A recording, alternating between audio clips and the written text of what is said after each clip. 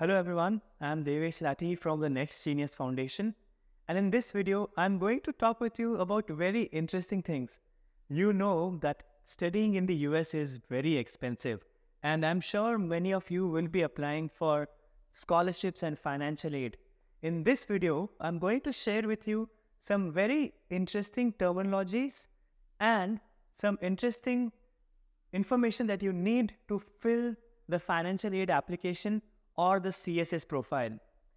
CSS profile and financial aid applications are required to apply for financial aid which are provided by the college. Before we get into that, let me very quickly share with you about our program, the Next Genius Scholarship Program. The Next Genius Scholarship Program is one of the largest scholarship program for students who want to study in the US. We help students with life-changing scholarships. And if you are a grade 12 student who is looking to study in the US, I invite you to learn more about us and register with us for our scholarships on our website next-genius.com.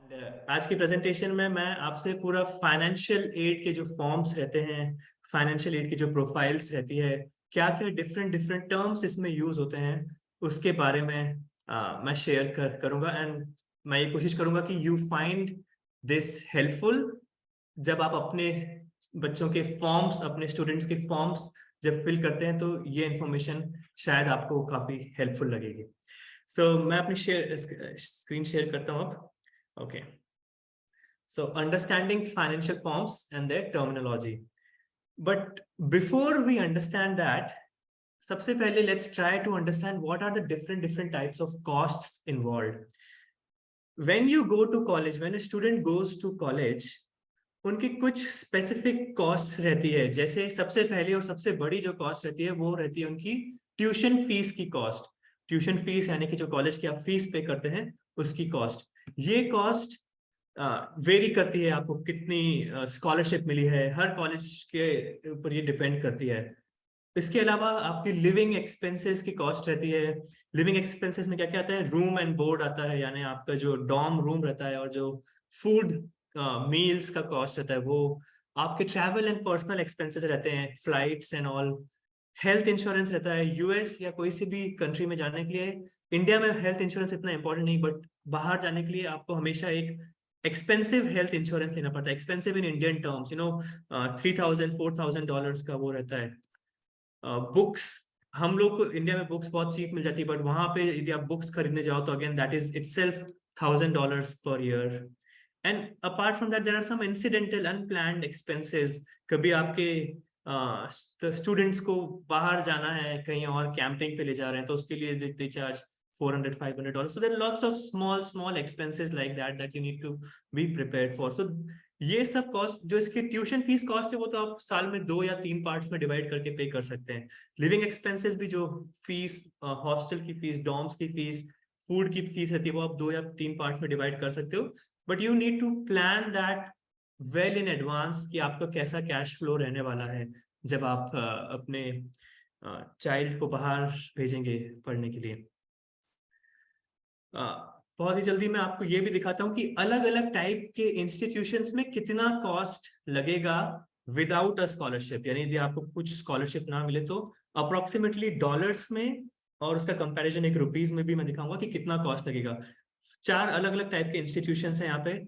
एक है private research university. So an example of a private research university is Harvard, Stanford, Syracuse, NYU. These are called private research universities. इसका cost approximately $55,000 and $60,000 for the tuition fees, and about $20,000 to $25,000 for the living expenses. So overall, it will go up to $80,000, which is roughly 65 lakh rupees. Same way, if you talk about small liberal arts colleges, there are colleges like Harvey Mudd College, Union College, Trinity College, Muhlenberg. Again, the cost for these liberal arts colleges also will go up to $82,000 US. Then there are some public universities. Public universities वो होती है जो कि उधर की state governments run करती है. वहां पे ट्यूशन फीस कम रहता है, राइट? $40,000 की रेंज में रहेगा, जैसे कॉलेज ऑफ चार्ल्सटन हो गया, UMass Amherst, state university of New York, all of these have the tuition fee is lower, and the living expenses also, since many of them are in smaller towns, the living expenses will also be lower, so it comes about $54,000. लेकिन public universities में scholarships की chances थोड़ी कम रहती है, because these are funded by the tax payer of that particular state. And finally community college, जो कि बहुत ही डिफरेंट काइंड ऑफ एक्सपीरियंस रहता है. दीज आर 2 year कॉलेजेस, 2 साल के होते हैं. फर्स्ट और सेकंड ईयर आप कम्युनिटी कॉलेज में पढ़ते हो, फिर आप ट्रांसफर आउट करते हो एक बड़ी यूनिवर्सिटी में. यहाँ पे कॉस्ट जो रहती है वो बहुत कम रहती है ट्यूशन फीस की, about 8,000 to 10,000 US dollars per year. और उसके बाद फिर लिविंग एक्सपेंसेस इधर ज्यादा हो सकते हैं, क्योंकि जैसे ये कुछ फुट हिल एंड डियांजा है, ये काफी पॉश एरिया या फिर काफी एक्सपेंसिव सिटी में है, तो यहाँ पे लिविंग एक्सपेंसेस कई बार थोड़े ज्यादा हो सकते हैं. सो ये एक जस्ट जनरल कंपैरिजन मैंने आपको दिखाया. इसमें भी एक पूरा रेंज रहेगा, एग्जैक्टली इतना नहीं रहेगा. ±5 lakhs आप कंसिडर कर सकते हैं सभी चीजों के लिए. And this is without the scholarships, right? I'm not talking about any scholarships here. Now, let me talk about different types of fundings that are available for the students. क्या-क्या और आपके पास funding opportunities है अपनी cost को कम करने के लिए. सबसे पहला है merit based scholarships and grants, which is this is offered on the basis of the profile of the student. कितना उन्होंने क्या-क्या achieve किया है, academics कितने strong हैं, एक्स्ट्रा करिकुलर एक्टिविटीज कितनी स्ट्रांग है. नीड बेस्ड स्कॉलरशिप वो होती है जब आप फैमिली की कितनी नीड लेवल है, वो कितना अफोर्ड कर सकते हैं, कितना पे कर सकते हैं, उस पर डिपेंड करता है. Merit based scholarships are dependent on the profile of the student. Need based scholarship are based on the financial profile of the family, आपकी फैमिली कितना अफोर्ड कर सकती है.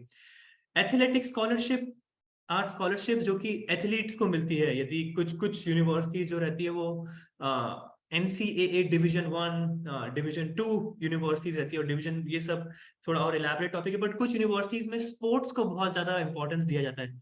ऐसी यूनिवर्सिटीज एथलेटिक स्कॉलरशिप्स देती है. इसका एक एग्जाम्पल है सिरक्यूज यूनिवर्सिटी, जो कि एक डिवीजन 1 स्कूल है, तो वहां पे आपको बहुत एथलेटिक स्कॉलरशिप्स मिलने के चांसेस है. फेडरल एड, फोर्थ पॉइंट है फेडरल एड. फेडरल एड यानी कि ऐसा फाइनेंशियल एड जो कि यूएस गवर्नमेंट देती है, और ये अमेरिकन सिटीजन्स के लिए है. कुछ families some students are American citizens, वो वहां पे बॉर्न हुए थे और यहाँ पे आ गए हैं, या ऐसा कुछ यदि किसी का अरेंजमेंट है कि दे आर अमेरिकन सिटीजन्स, तो वो फेडरल एड के लिए एलिजिबल है. उसके लिए एक अलग टाइप का फॉर्म फिल करना पड़ता है, जिसको बोलते हैं FAFSA, FAFSA. And finally work study. काफी सारी यूनिवर्सिटीज एक वर्क स्टडी ऑप्शन प्रोवाइड करती है. वर्क स्टडी मतलब आप वहां पे जाके कैंपस में काम कर सकते हैं, and many students do that. हमारे नेक्स्ट सीनियर्स के बहुत सारे स्टूडेंट्स जो यूएस जाते हैं, वो कैंपस में जाके काम भी करते हैं और पढ़ाई भी करते हैं. Of course studies are number 1 priority, but you also need to spend a little time towards your you can earn your pocket money with this work study option, or you can try to bring down your cost of attendance with the help of this work study option. इसके अलावा भी और कुछ opportunities रहती है, जैसे on campus jobs. तो work study तो ऐसा रहता है जो कि आपका कॉलेज आपको खुद से प्रोवाइड करता है. आपके ऑफर लेटर में लिखा हुआ आता है that you will work with us at the admissions office and this is the fees we are reducing for you.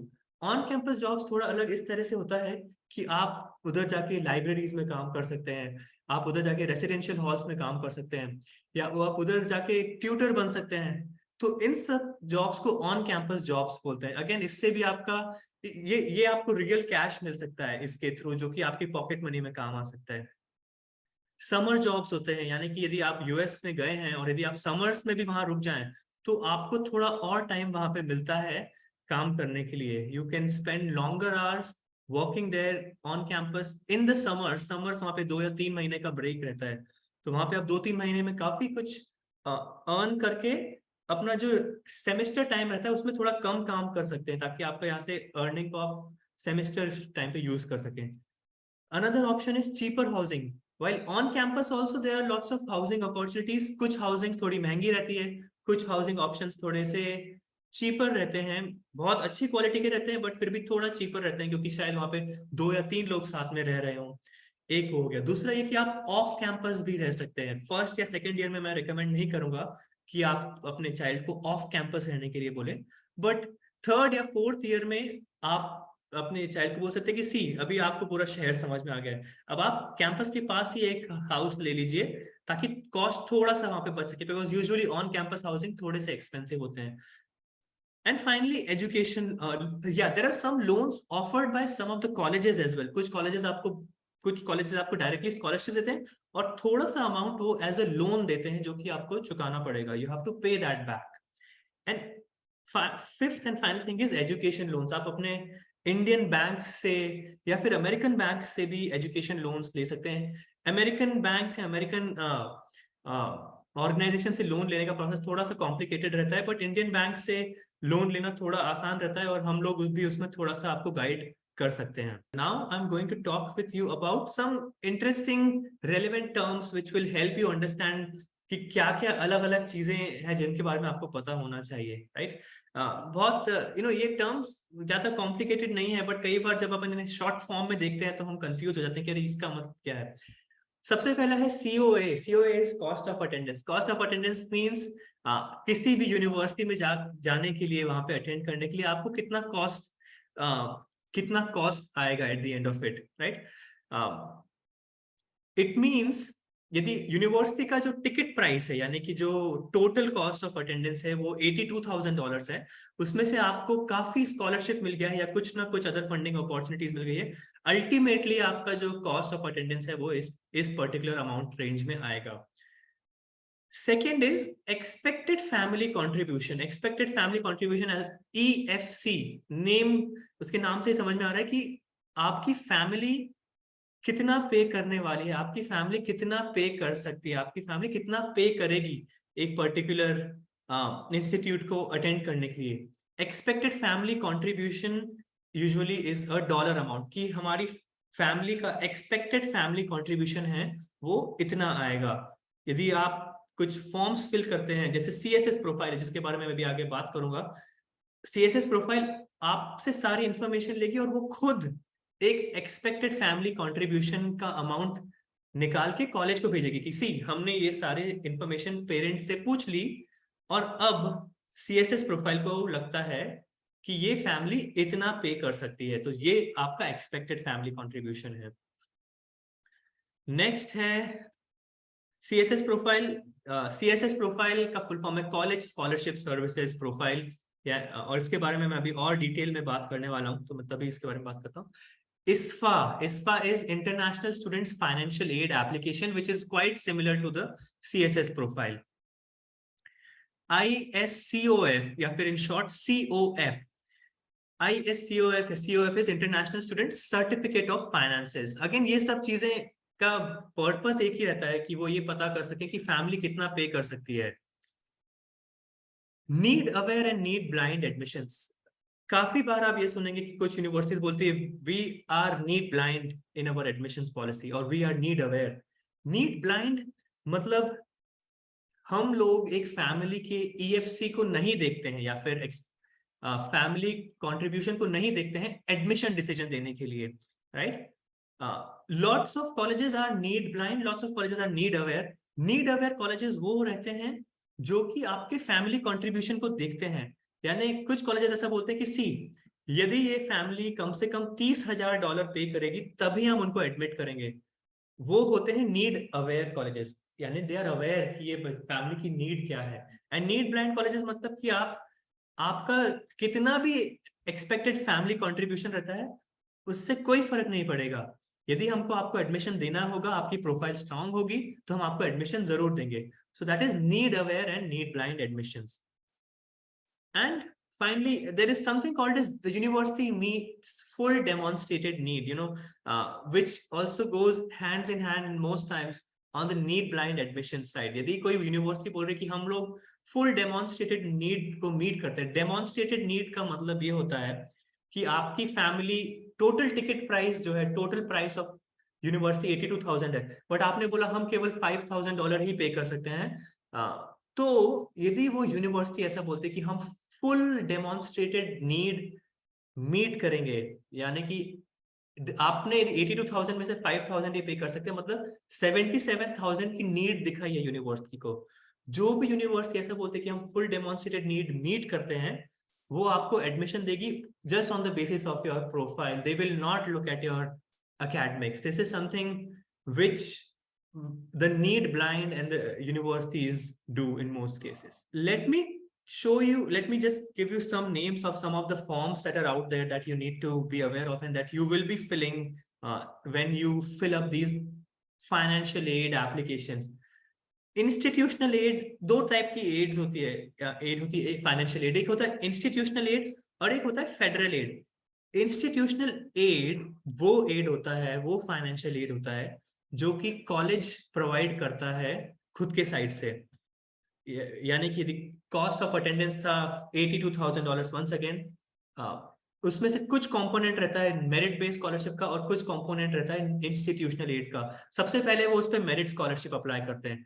Suppose करो एक स्टूडेंट को 25,000 मेरिट स्कॉलरशिप मिला, तो that amount will get deducted from the $82,000 amount, so that gives you about 57,000.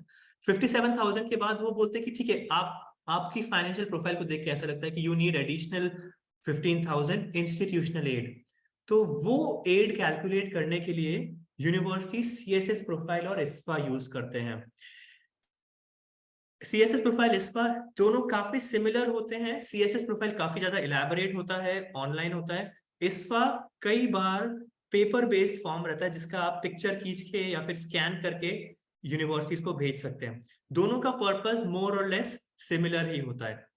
अलग अलग institutions अलग अलग forms use करते हैं. कुछ कॉलेजेस सीएसएस प्रोफाइल यूज करेंगे और कुछ इस्पा यूज करेंगे. फेडरल एड, सो पहला होता है इंस्टीट्यूशनल एड्स के लिए हमने देखा सीएसएस प्रोफाइल और इस्पा फॉर्म यूज होता है. फेडरल एड के लिए फैफ्सा यूज होता है. जो भी आप यदि कोई अमेरिकन सिटीजन्स हैं, आप फैफ्सा के लिए फैफ्सा फिल करके आप फेडरल एड के लिए भी अप्लाई कर सकते हैं. फैमिली कंट्रीब्यूशन जानने के लिए, यानी कि आपकी फैमिली कितना कंट्रीब्यूट करने वाली है, कितना कंट्रीब्यूट कर सकती है, वो कई कॉलेजेस को सीएसएस प्रोफाइल भी नहीं चाहिए, इस्फा भी नहीं चाहिए. उनको चाहिए ISCOF यानी कि international student certificate of finances, जो कि इन सब से इस्फा और सीएसएस से छोटा फॉर्म रहता है. ये बहुत सिंपल सा फॉर्म रहता है और ये फॉर्म यूजुअली वो कॉलेजेस एक्सेप्ट करते हैं जो नीड बेस्ड स्कॉलरशिप्स नहीं देते हैं, राइट. तो हाँ, यदि कुछ कॉलेजेस ऐसे हैं जो केवल मेरिट बेस्ड स्कॉलरशिप पे फोकस करते हैं, वो बोलते हैं कि देखिए, हमको इतनी ज्यादा इन्फॉर्मेशन नहीं चाहिए आपसे, आप हमको केवल थोड़ी चीजें बता दीजिए कि आप कितना पे करने वाले हैं, क्या आपके पास कोई और स्पॉन्सरशिप है, क्या आपकी गवर्नमेंट आपको कुछ पे करने वाली है. वो सब कैलकुलेट करने के लिए COF यूज होता है, सर्टिफिकेट ऑफ फाइनेंस. और कुछ कॉलेजेस के खुद के ऑनलाइन फॉर्म्स भी होते हैं, राइट. उसको बोलते हैं college specific online forms. And finally कुछ यूनिवर्सिटीज तो और सिंपल रहती है, वो केवल एक सिंपल सा 4-6 लाइन का वीजा सपोर्ट फॉर्म बोलती है कि देखो, हम लोग आपसे फाइनेंसेस के बारे में कुछ भी नहीं पूछने वाले हैं, आप केवल ये simple visa support form fill कर दीजिए. ये फॉर्म तब चाहिए होता है जब आप अपने वीजा के लिए अप्लाई करते हैं. वीजा सपोर्ट फॉर्म आप जब फिल करेंगे तो यूनिवर्सिटी आपको I-20 भेजेगी. I-20 एक ऐसा डॉक्यूमेंट है जो आपको अपने वीजा एप्लीकेशन में चाहिए होता है, राइट. सो वैसे फॉर्म्स को बोलते हैं वीजा सपोर्ट फॉर्म्स. बहुत सिंपल, बहुत छोटे, सबसे छोटे फॉर्म्स होते हैं ये वाले. Let's talk about something which is very interesting, which is very useful when you're applying for financial aid, and that is called as CSS profile. CSS profile एक ऑनलाइन फॉर्म होता है जो कि कॉलेज बोर्ड की website पे होता है. College board is a website where which you use also for your SATs and APs.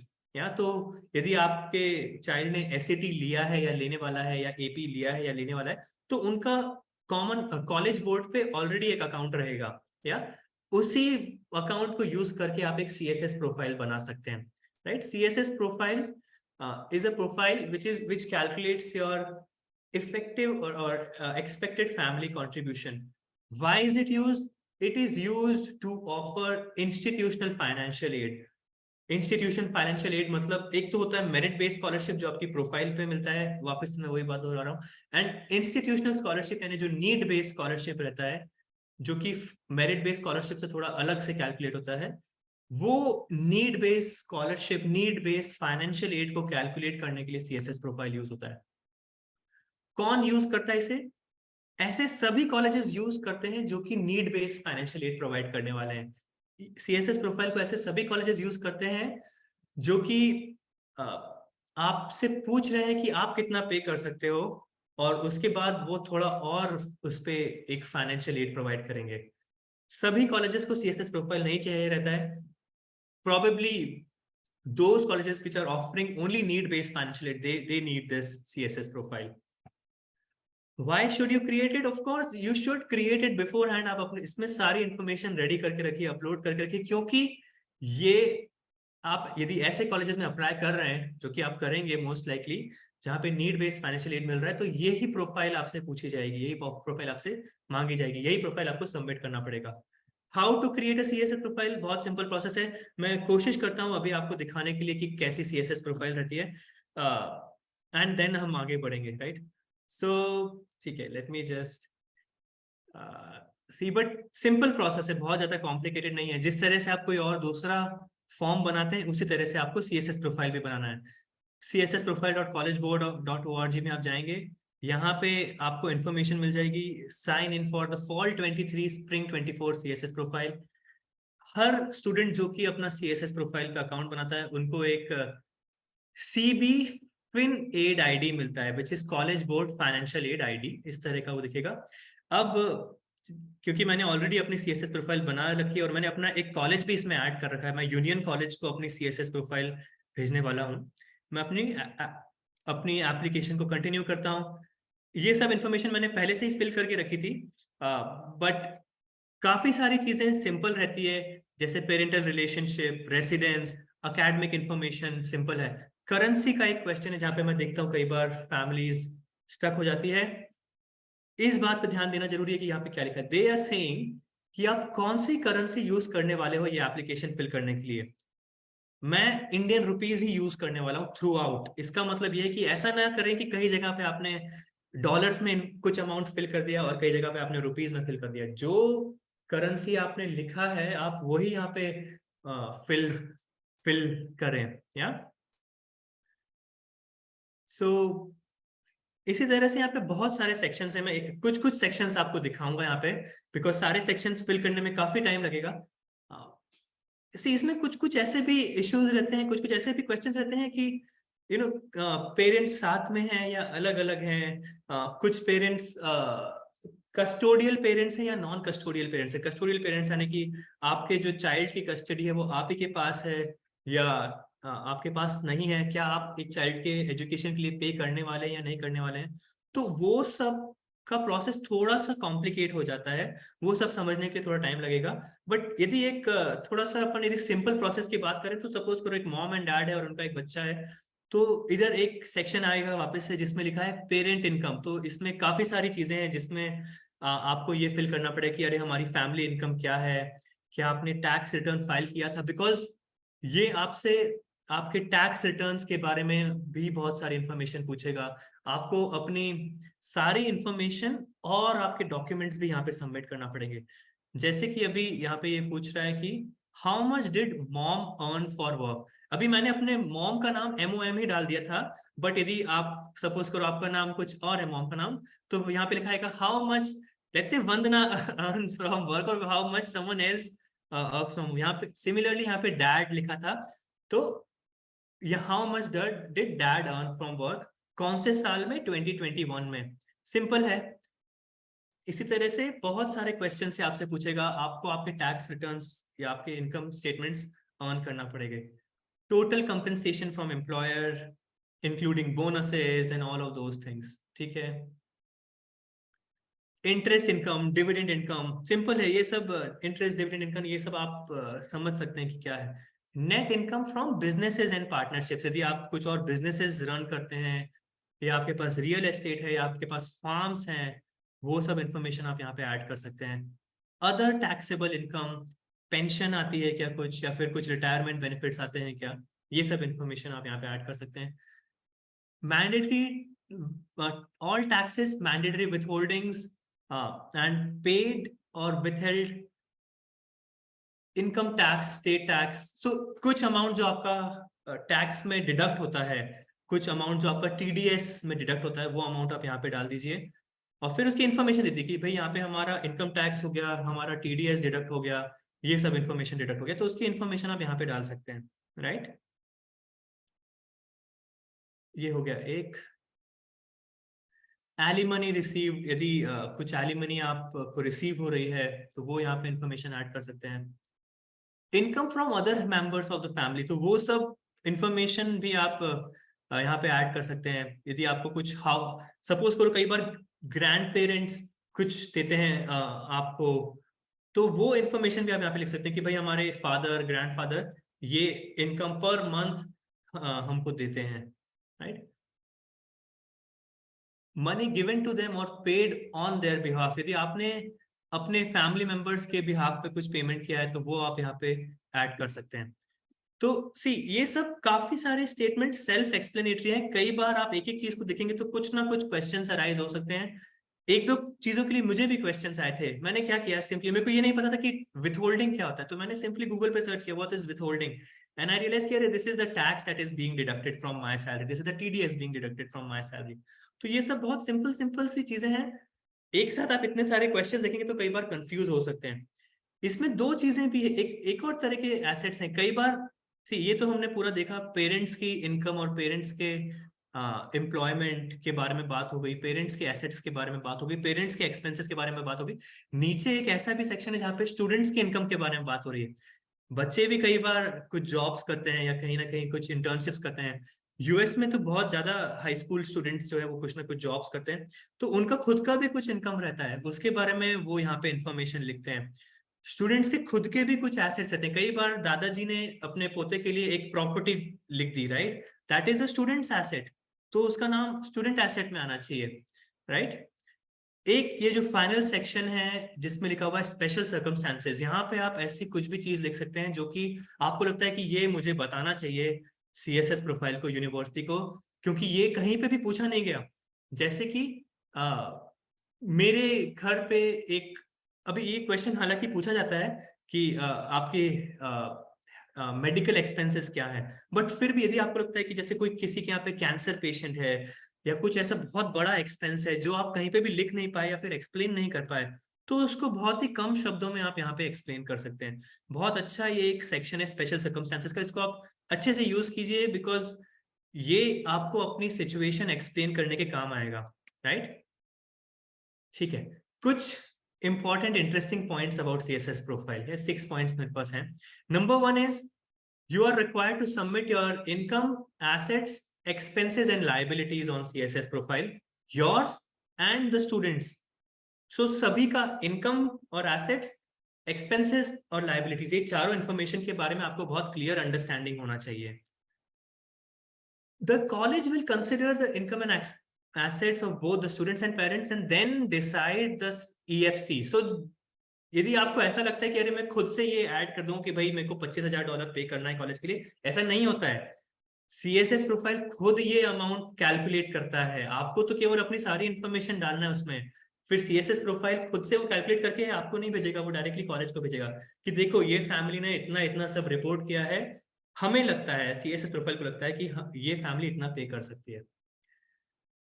यही नहीं, यदि आप कुछ लिख रहे हैं तो आपको डॉक्यूमेंट भी सबमिट करना पड़ेंगे, तो you have to submit your tax forms, आपने क्या टैक्स पे किया है, आपको अपनी सैलरी स्टेटमेंट्स या आपकी इनकम स्टेटमेंट्स वहां पे पुट करना पड़ेगी, आपको अपने बैंक स्टेटमेंट्स वहां पे पुट करना पड़ेंगे।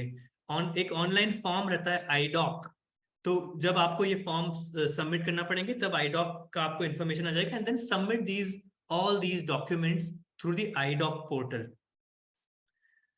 If you make a mistake on CSS profile you can correct that, but एक चीज का ध्यान रखिए, एक बार सीएसएस प्रोफाइल सबमिट हो गई तो फिर आप केवल कॉलेजेस को भेज सकते हैं। ये ऐसा नहीं कि एक कॉलेज को मैंने थोड़ा एडिट करके फिर भेज दिया, दूसरे कॉलेज को थोड़ा और एडिट करके मैंने फिर भेज दिया, ऐसा नहीं होता है। आपने एक बार सीएसएस प्रोफाइल बना ली तो फिर बस आपको उसे भेजते रहना पड़ेगा दूसरे दूसरे कॉलेजेस में। हर कॉलेजेस के लिए अलग अलग सीएसएस प्रोफाइल नहीं बनती है, राइट। क्योंकि कई बार हमको लगता है कि अरे इस कॉलेज में मेरे को फुल एड मिली तो ही जाऊंगा, इस कॉलेज में मेरे को फुल एड नहीं मिली लेकिन थोड़ी बहुत भी स्कॉलरशिप मिल गई तो मैं चला जाऊंगा, ऐसा नहीं होता। हर जगह पे क्या आपके फाइनेंसेस चेंज हो रहे हैं? दोनों जगह पे नहीं हो रहे हैं ना। तो एक बार सीएसएस प्रोफाइल कर दी, फिर आप केवल एक चीज कर सकते हैं, आपको यदि कुछ लग रहा है कि अरे ये मैंने एरर कर दिया था, तो आप एक रिक्वेस्ट डाल सकते हैं to correct your CSS profile. Pay attention to currency, ये वाला मैंने पॉइंट तीसरी बार बता रहा हूँ, बट फिर भी आप ध्यान रखिए, मैंने देखा है कई पेरेंट्स गलती करते हैं, कई बार वो बोलते हैं यूएस डॉलर में फिल कर दिया और सारे अमाउंट्स रुपीज में डाल देते हैं। यदि रुपीज के अमाउंट को कॉलेज यूएस डॉलर समझेगा तो आपकी इनकम 80 टाइम्स हो जाएगी, राइट? विच इज लाइक आपका पूरा फाइनेंशियल पूरा वो चेंज हो सकता है। तो ध्यान रखिए कि आप कौन सी करेंसी यूज कर सकते हैं। एंड एक फाइनल पॉइंट यह है कि अंडर रिपोर्टिंग या ओवर रिपोर्टिंग ना करें, दोनों में नुकसान है। यदि आपने अपने फंड्स अंडर रिपोर्ट कर दिए, प्लीज अंडर रिपोर्टिंग मत करें। अंडर रिपोर्ट करें तो कॉलेजेस आपको डिनाई भी कर सकते हैं कि अरे इनके पास फंड्स ही नहीं है, ये 4 साल कॉलेज में कैसे सस्टेन करेंगे, राइट? कई बार फैमिली सोचते हैं कि अरे अपन अंडर रिपोर्ट कर देते हैं, ज्यादा स्कॉलरशिप मिल जाएगा। नहीं, ऐसा नहीं होता है। दूसरा ये कि आप ओवर रिपोर्टिंग भी ना करें। कई फैमिली सोचते हैं कि अरे यार अपने पास थोड़े फंड्स कम है, अपन थोड़ा सा बढ़ा के दिखा देते हैं ताकि अपनी प्रोफाइल स्ट्रांग लगे। नहीं, जो है वो सही सही बोल दीजिए, वही सबसे सही तरीका है। अंडर रिपोर्टिंग ओवर रिपोर्टिंग दोनों ही हार्मफुल है। एंड फाइनली कुछ, अब मैं एक और टाइप का, तो ये हो गया सीएसएस प्रोफाइल। थोड़ा मैंने फास्ट कहा है, बट इसमें से कुछ कुछ चीजें हैं जो शायद आपको समझ में आई होगी, कुछ कुछ चीजें नहीं समझ में आई होगी। ये वीडियो हमने रिकॉर्ड किया, यूट्यूब पे भी डाल देंगे, आपको लिंक भी भेज देंगे, तो चाहे तो आप वापस से इसको देख सकते हैं। ये हो गया college specific forms. College specific forms यानी कि वो फॉर्म्स, काफी सारे कॉलेजेस सीएसएस प्रोफाइल नहीं मांगते। वो बोलते हैं कि भाई हमारा ये खुद का सिंपल सा फॉर्म है, आप यही फिल कर दीजिए। तो जैसे एक मैंने सेंटर कॉलेज का एक एग्जांपल लिया। सेंटर कॉलेज का खुद का एक सर्टिफिकेट ऑफ फाइनेंस है, which is a very simple form. केवल 4-6 इन्फॉर्मेशन वो उसमें पूछते हैं। पर्सनल इन्फॉर्मेशन के अलावा वो ये पूछते हैं कि स्टूडेंट्स के कितने फंड्स हैं।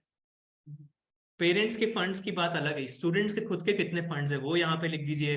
प्रोजेक्टेड सपोर्ट 2023-24 में कितना रहेगा, उसके अगले साल, उसके अगले साल, उसके अगले साल, अगले 4 सालों में स्टूडेंट अपनी खुद की अर्निंग से, जैसे अभी हमारे ऑफिस में एक इंटर्न है, वो खुद एक स्टूडेंट है और उसको सैलरी मिलेगी, तो वो यहाँ पे डाल सकता है कि मेरा इतना फंड्स है इस साल में, अगले साल में मेरा इतना फंड्स है। दूसरा हो गया पेरेंट के कितने फंड्स हैं, पेरेंट 1 डैड के और मॉम के, पेरेंट 2 के। सो दोनों पेरेंट्स के यहाँ पे फंड्स आप डाल सकते हैं। एक नीचे वाला पार्ट यहाँ पे दिख नहीं रहा है, बट पेरेंट 1 एंड पेरेंट 2 यहाँ पे आएगा। देन आपको कोई स्पॉन्सर कर रहा है क्या स्टूडेंट को? जैसे कई बार आपके चाचा रहते हैं या बुआ रहती है यूएस में, मासी रहती है यूएस में, वो बोलते हैं कि देखो $5,000 तो मैं यहाँ से उसको भेज दूंगी, डोंट वरी। तो वो एक स्पॉन्सर हो गया। तो यहाँ पे वो इंफॉर्मेशन आप डाल सकते हैं। कई कॉलेजेस स्पॉन्सर का एक प्रॉपर लेटर मांगते हैं। तो सिंपल लेटर है, I am this person's uncle और aunt and we are ready to pay $5,000 per year to this student for their undergraduate education. ऐसा सिंपल सा एक लेटर बना के आप इसके साथ भेज सकते हैं। हर साल का यहाँ पे डालना पड़ेगा। एंड इसी तरह से sponsor 1, sponsor 2, and finally government के क्या फंड्स हैं, राइट? क्या गवर्नमेंट आपको स्कॉलरशिप कुछ प्रोवाइड कर रही है? ये फॉर्म काफी सिंपल है। कॉलेज स्पेसिफिक फॉर्म में वो आपसे स्ट्रेट अवे पूछ रहे हैं कि भाई आप कितना कितना कितना कितना पे करने वाले हो। ये ज्यादा कॉम्प्लिकेटेड नहीं है, और इसमें आपको कुछ कुछ डॉक्यूमेंट सबमिट करना पड़ता है। सीएसएस प्रोफाइल काफी कॉम्प्लिकेटेड है, काफी इलैबोरेट है, उसमें आपको बहुत सारी इंफॉर्मेशन सबमिट करना पड़ती है। इसीलिए जो कॉलेजेस यूजुअली जो कि नीड बेस्ड एड प्रोवाइड नहीं करते हैं, वो ये वाला फॉर्म यूज करते हैं, बिकॉज उनको पता है कि देखो फैमिली अपने आप से जो रिपोर्ट कर देगी उसको हम सही मान लेते हैं और उसके हिसाब से हम अपना एडमिशन डिसीजन दे देंगे। यदि फैमिली ने बोला कि हम केवल $20,000, केवल नहीं, यदि हम $20,000 पर ईयर पे कर सकते हैं, और कॉलेज को लगता है कि नहीं ये तो बहुत कम है और हम लोग के इंस्टीट्यूशन के हिसाब से ये $20,000 पर ईयर इनफ नहीं है, तो वो बोलेंगे कि thank you but unfortunately we are not able to offer you admission. आप सोचेंगे कि अरे इन्होंने मेरे को डिनाई क्यों कर दिया, मेरी तो सबसे स्ट्रांग प्रोफाइल थी। उन्होंने इसलिए डिनाई कर दिया क्योंकि आपने फंड्स नहीं दिखाए। फिर उसके बाद का प्रोसेस स्टार्ट होता है, जब आप बोलते हैं कॉलेज को कि अरे मेरे पास थोड़े और फंड्स आ गए, फिर कॉलेज बोलेगा कि ये कहाँ से आए, और फिर वो कॉम्प्लिकेट करता है चीजों को, राइट? कॉलेज आर लाइक कि पहले आपने क्यों नहीं बताया, आप you can not do these things, it just affects your whole credibility, right? तो मैं फिर से यही बोलूंगा कि अंडर रिपोर्टिंग मत करें यहाँ पे, या ये फॉर्म कॉलेज स्पेसिफिक फॉर्म में at the end of the day, at the end of the form automatically ये कैलकुलेट हो जाएगा कि भाई इस स्टूडेंट का प्रोजेक्टेड सपोर्ट 4-5 चीजें ऐड करके कितना है, $20,000, $25,000, $30,000, whatever it is, and that's how it works, right. So यहीं पे मैं अपनी प्रेजेंटेशन एंड करता हूँ। बहुत मजा आया मुझे ये प्रेजेंट करके, हिंदी में बात करके। I had really lot of fun, easy to speak, easy to, ज्यादा सोचना भी नहीं पड़ता है। तो थैंक्स सो मच